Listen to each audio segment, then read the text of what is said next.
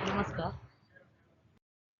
या प्रश्नामध्ये आपल्याला प्रश्न विचारलेला आहे, intercept of 3x plus 4y is equal to 12. आता याच्यामध्ये आपल्याला x आणि y याचा इंटरसेप्ट व्हॅल्यू काढायची आहे.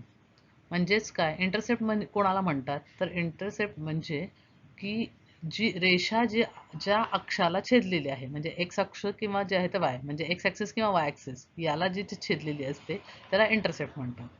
मग आता हे जेव्हा तुम्हाला फाइंड आउट करायचं असतं तेव्हा पहिल्यांदा आपण x हा अज्युम करायचा की 0 आहे.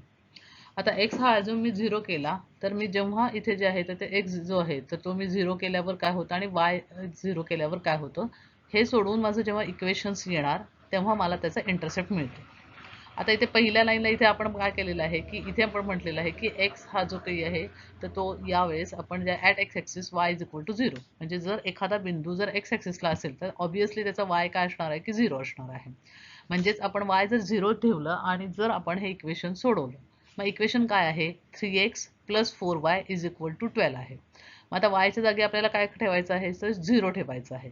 सो आपण काय म्हणणार 3x प्लस 4 इंटू वाय म्हणजे काय 0 इज इक्वल टू 12. आता कुठल्याही संख्येला 0 ने गुणलं तर त्याचं काय येतं की 0 येत असतं. म्हणजेच आपल्याला नेक्स्ट स्टेप काय येणार 3x इज इक्वल टू 12. म्हणजे x ची व्हॅल्यू किती आली 12 डिवायडेड बाय 3 म्हणजे किती आलं की 4 आलं. म्हणजे x ही इंटरसेप्ट व्हॅल्यू किती आली 4 आली. सो पॉईंट कसा आला 4,0 आलं.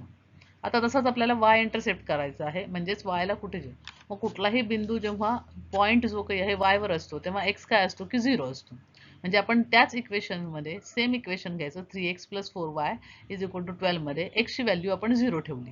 आता जेव्हा मी x ची व्हॅल्यू 0 ठेवली तर मला हे इक्वेशन कसं दिसेल 3x आहे तर x ची व्हॅल्यू मला 0 ठेवायची, म्हणजे 3 इन ब्रॅकेट मी 0 ठेवलंय plus 4y is equal to 12 म्हटलेलं आहे.